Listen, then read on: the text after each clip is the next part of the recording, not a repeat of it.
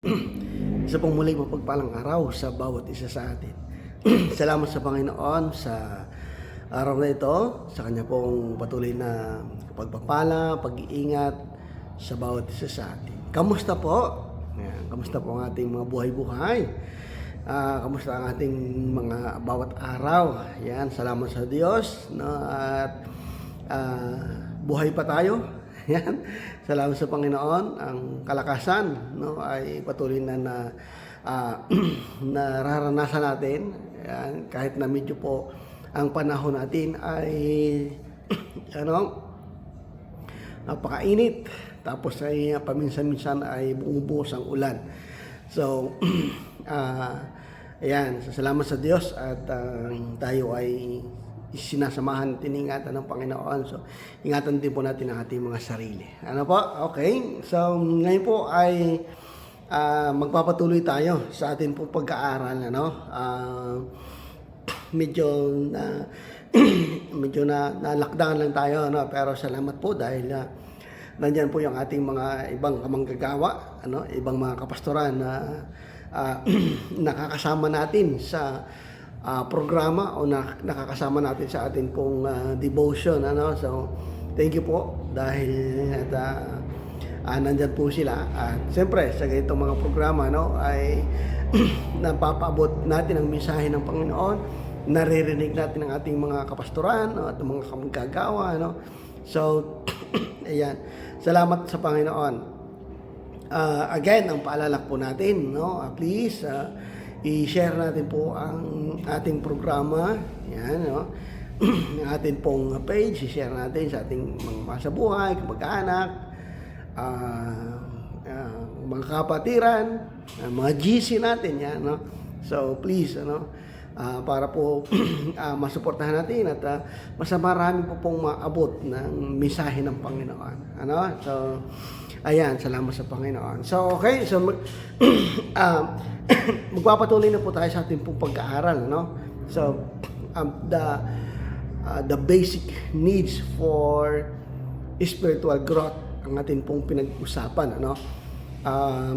Noong mga nakaraan, pag-usapan natin, what are the basic needs for spiritual growth? Una ay Scripture or the Word of God. So, para tayo ay lumago sa pananampalataya, okay, kailangan natin ng salita ng Diyos. Kasi ito yung the Scripture, the Bible, the Word of God is our spiritual food and spiritual milk. Okay, para tayo ay makumpleto ang ating pisikal na katawan, lumakas at sumigla at tumibay ang ating spiritual na buhay. Okay? So, kailangan din natin ng prayer, panalangin, communication. Ito ay pakikipag-ugnayan natin sa Panginoon. So, siguro madami naman na tayong narinig about prayer, So, sa mga prayer meeting natin, sa ating pong iba't ibang mga activities na ginagawa, maging sa mga fellowship na pinupuntahan natin about prayer. So, ang dami na tayong maaring napuntahan, na narinig. Ang napakahalaga nito yung ating application. Kung tayo ba ay, sa dami ba nating ng ating narinig about the prayer, ay ang laging tanong dyan is, how is our prayer life? How is our quiet time with the Lord? Paano yung ating oras na sa panalangin, sa pakikipag-usap sa Diyos, So, kahit gaano mo kagaling i-define ang prayer, ang pinaka-the best pa rin dyan is yung paano tayo nag-pray sa Panginoon or ina-apply natin yung ating mga narinig. Okay? So, prayer is our communication, ito yung ating way of connection sa Panginoon. Okay? So, ngayon po ang ating next na pag-usapan is about fellowship. The basic needs for spiritual growth, fellowship. Okay? So, dyan po sa talatang ating binabasa, no? Pinag-uusapan sa Aklat po ng Gawa, Acts chapter 2, verse 41. Okay. Acts 2:42. Yan. Acts 2:42 sabi dito, nanatili sila sa itinuro ng mga apostol. Okay? Sa pagsasama-sama bilang magkakapatid, sa pagpreparasyon ng tinapay at sa pananalangin. Okay? Fellowship. So, nagsasama-sama sila bilang magkakapatid. No? Through fellowship. And again, yung background po ng the book of Acts, ano? Kung paano nag-boom, kung paano ayan, excuse me. Kung paano tumibay ang mga mananampalataya. Ayan. So kung paano sila tumibay, kung paano sila nag-umpisa sa kakaunting mga bilang, 120, hanggang sa dumami. Ano, ang isa sa naging dahilan o paraan nila is fellowship. Sila, kung sabi doon ay nagsasama-sama sila bilang magkakapatid. Yan, ano? Fellowship. Napakahalaga po nito sa atin, sa mga mananampalataya. Ayan, ano? Kasi ito yung magpapatibay sa atin, ano? Magpapalakas ng ating buhay, ng ating pananampalataya. Makakatulong talaga ito sa ating paglago sa ating pananampalataya. Okay? May mga nagsasabi, katwiran ito ng karami. Maraming mga matagal ng Kristiyano na parang naumay na sa pagdalo sa mga pagtitipon. Naumay na sa kahihintay ng pagbabalik ng Panginoong Hesus. Ano? Yung mga ganitong katwiran. Ako naman ay hindi nakakalimot sa Diyos. Yan, no? Lagi nating narinig yan sa mga sinaunang mga Kristiyano na ngayon po ay ang hirap ng dalhin sa Panginoon. May sarili ng alam. Ang laging katwiran, ako naman inananalangin. Yan, no? Hindi ko naman kayo nakakalimutan. Ako naman hindi nakakalimot sa Panginoon. At kahit naman ako nasa bahay, nakikinig naman ako, nanunood, yan, ano? At lumalago din naman ako sa pananampalataya. Wow! Ano? Karamihang katwiran yan ng mga ayaw na mag-engage, ayaw ng kumbaga parang mga matagal na mananampalataya. Madalas pong itong naririnig ko. Ano, pag nabibisita namin o kaya may mga tao nagkukwento na, ayan, dating Kristiyano, ayan, ay dating masipag, dating masigla, pero ngayon hindi na.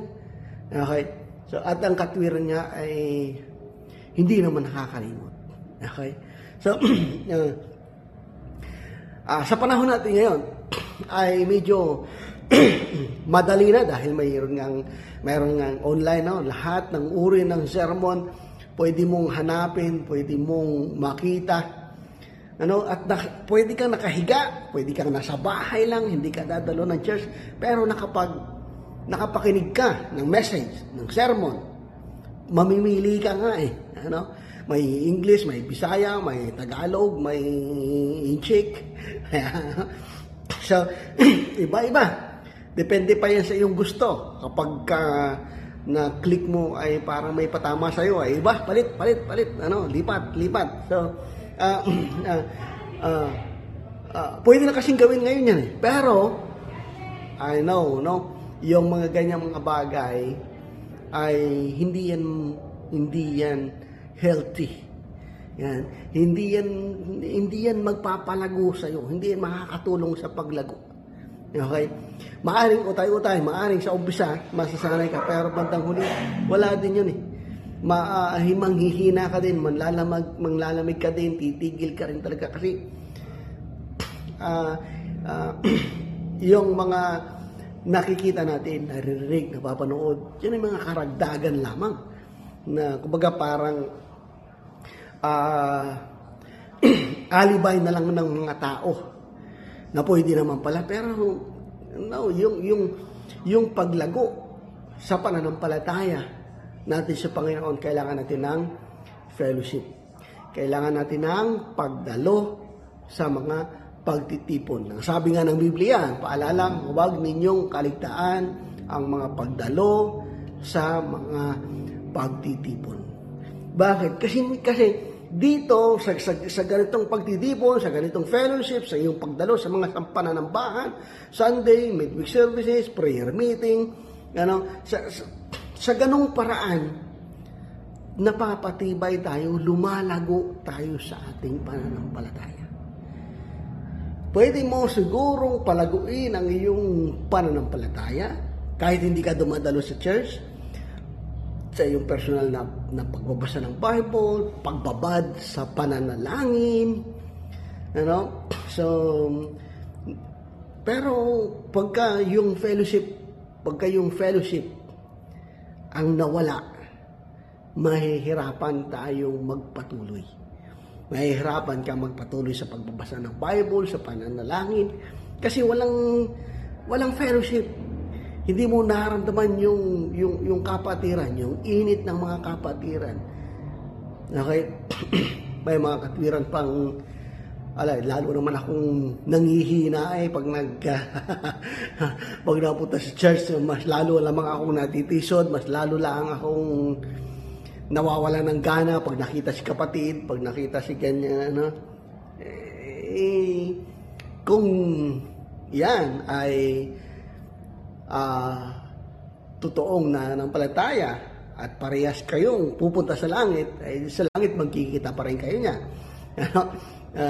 Hindi ka na pwedeng magtago doon, or baka sa ganong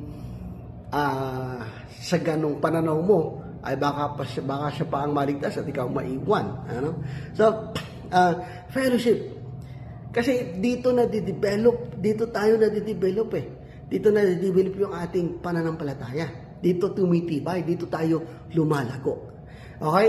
Ang paalala lagi natin, yung paglago ay hindi nakabatay sa gaano ka nakatagal na dumadalo sa simbahan. Hindi nakabatay kung ikaw ay ginagamit sa church, kung ikaw ay natugtog, kung ikaw ay nangangaral, kung ikaw ay nagtuturo, kung ikaw ay isang leader. Hindi pa rin nakabatay doon yung paglago Right? Ang tunay na paglago ay nakikita yan sa karakter. So, pag-uusapan pa natin yan sa ibang mga pagkakataon. Okay? So, fellowship. Kaya ang sabi doon sa binasa natin, nanatili sila. Yan, nanatili sila sa mga itinuro ng apostol, nanatili sila sa mga pagsasama-sama bilang magkakapatid, sa pagpapirasyon ng tinapay, yung pirasyon ng tinapay, this communion, and sa pananalangin. So, yung pagkapirasyon ng tinapay, yung parang halos may kaugnayan sa fellowship. Yung pagka sinabing fellowship, ito ay dito tayo dumalago, dito tayo nagtutulungan sa isa't isa. Nalalaman natin ang isa't isa, nakikilala natin, lumalago tayo sa ating pananampalataya, yung problema mo na i-share na iyo sa iyong pananampalataya.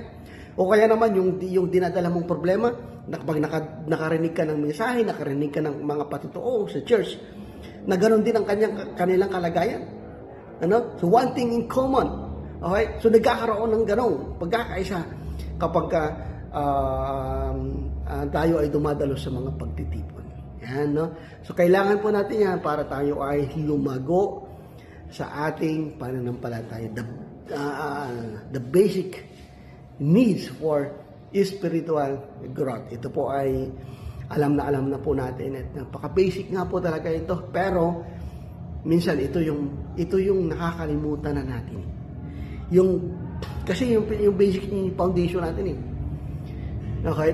So, kung kahit gaano kaganda at gaano kalaki ang puno o isang bahay, kapag kulang ang pundasyon, mahina ang ugat, mababaw ang ugat niyan, mabubuwal pa rin yan. Kaya ang foundation natin sa paglago sa Panginoon yung ating relasyon sa Diyos at ang ating relasyon sa ating kapwa mananampalataya. That's our foundation. Okay? So kapag matibay ang iyong relasyon sa Diyos, malapit ka sa Panginoon, yung iyong koneksyon sa Panginoon, koneksyon sa Kanyang salita, at koneksyon mo sa iyong kapwa mananampalataya, titibay ka, lalago. Kung hindi pa mo masyadong kita yung itsura, yung aura, yung physical, hindi pa man masyadong kita yung paglago. Pero kapag ka lumalalim ka, ang pinakamahalagang unahin natin yung paglalim natin sa salita ng Diyos, paglalim natin sa relasyon sa Diyos, sa relasyon sa ating kapwa mananampalataya. Yun po ang kailangan natin. So yan po paalala sa atin ng Panginoon sa araw na ito. Saglit po tayo manalangin. Panginoon Diyos, nagpapasalamat po kami sa pagkakataong ito na kami po ay nagkasama-sama. Muli, Panginoon, at nakapag-aral ng iyong mga salita. Salamat po sa mga katotohanan ito. Salamat po, Panginoon, dahil naglagay ka ng iglesia, Panginoon, para doon pagdausan ng mga pagtitipon, para mga kapatiran, para mga mananampalataya ay magsama-sama. Panginoon, salamat po, Diyos. Ikaw po magpala sa amin. Panginoon, tulungan po kami, nanawa, patuloy kaming lumalim sa aming pakikipag-ugnayan sa iyo, sa pananalangin, sa pagsaliksik ng iyong mga salita, at ang aming pong pakikipag-ugnayan sa aming kapwa mananampalataya. Samahan mo po kami. At sa oras pong ito, ano man po ang aming mga kahilingan, ano man po ang aming mga panalangin, ano man po, Panginoon, ang aming mga inihingi, Panginoon, ng kalagayan. Sa oras pong ito, sa pangalan ni Jesus, abutin mo po ang lahat ng kahilingan, ang lahat ng pangangailangan, ang lahat po ng ninanasan ng aming mga puso, ay ikaw ang siyang tumugon at tumatag po, Panginoon. Kung mayroon man po kami mga kapatiran, mga mahal sa buhay, na may mga sakit at karamdaman, sa pangalan ni Jesus, dumaloy ang kapangyarihan mo ng kagalingan sa kanilang mga buhay, physical man at o espiritual. Salamat po, Ama, sa iyong pagmamahal. Salamat, Banal Espiritu Santo, sa iyong pagtutuwid, paglilinis. Salamat, Panginoon sa Kristo, sa iyong tinapos ng trabaho sa krus. Sa inyo lahat ng pagluwalhati at pagpupuri sa pangalan ni Jesus. Amen and amen. Salamat sa Panginoon. God bless us all. Ingat po.